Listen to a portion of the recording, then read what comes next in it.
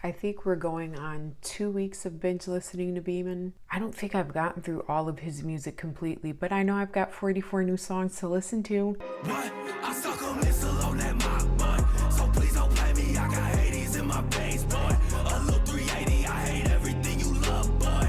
That's why I'm rapping. I be feeling like a Playboy. Black, you have no feel that shit up from the bottom.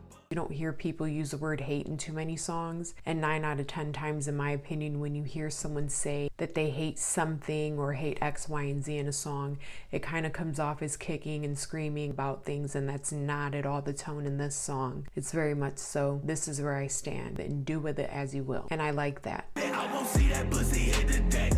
For the acting, I've been doing this all day and night.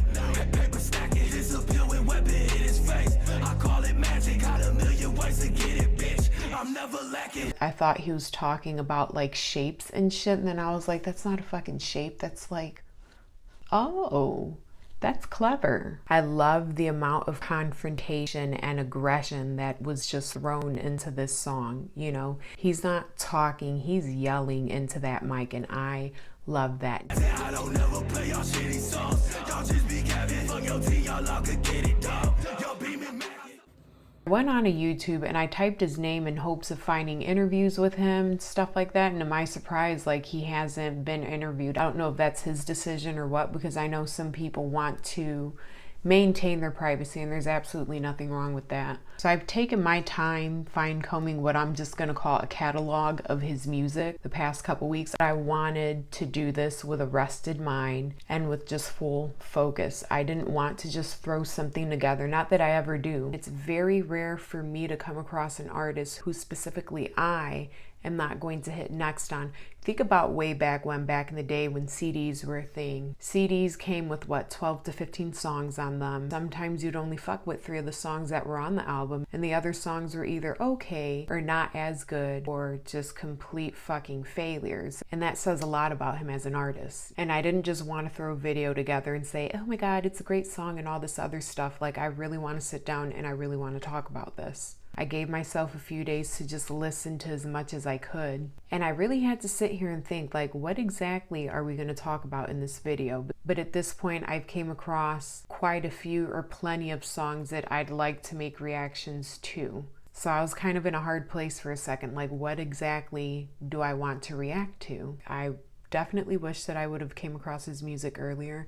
And I take issue with the YouTube algorithm. I have gone out of my way on and off throughout the years to look for local artists to see what's going on around me. And of course, you know, with my state, drill rap is a huge thing. Whenever I was looking up local artists, that's all that I came across. That's not what I was looking for. When you listen to real good music, you're not going to sit here and think, oh, I wonder where this artist is from, what state they're in. When I go on Spotify, the first thing I do is read the description. It said Milwaukee. I was like, oh my God, that's like next door. That's amazing. That just gives you some sort of a sense of pride. You know, I want to see people around me come up, and I want to embrace them if they're worth a damn, especially when we're talking about shadow rap. I'm not sure what exactly I was expecting the song to sound like my first time hearing it around, just because, you know, the melodies are very playful and EDM-ish. But then you hear something that sounds like, I don't know, either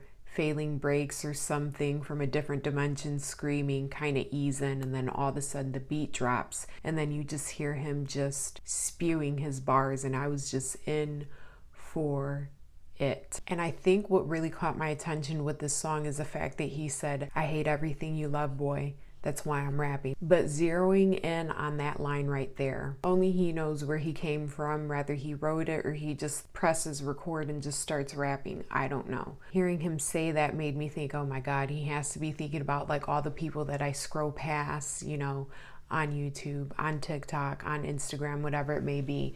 You know, with me doing reaction videos, I see nothing but up and coming artists who are technically underground pop up in my feed, and some of them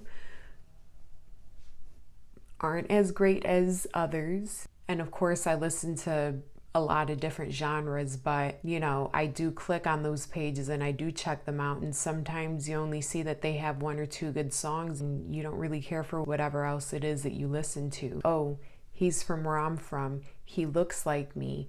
we dress alike, I'm gonna sound just like you and I'm gonna look just like you. I don't know what it is, but they just don't have it. Rather it be they haven't developed their own style. They're busy trying to imitate something that has inspired them instead of creating their own thing. Your audience can see through that sort of shit. They don't have enough heart to really throw themselves into it. I find humor in him stating that he doesn't listen to anyone's shitty music because they're just capping. Industry plants were unmasked big time. They knew that things like shadow rap and stuff like that was going to be a huge thing at some point in time. That was a huge topic. Like, oh, well, this person was never truly an underground artist. They were signed to this label or that label. And we've even seen interviews of people talking about how no, like I really don't go out there and I don't live this life. I didn't even come from a neighborhood around this sort of life. And I think that's pretty damn interesting is what I'll say. Fine, I found his music years after he actually pursued it. I look forward to watching him further his career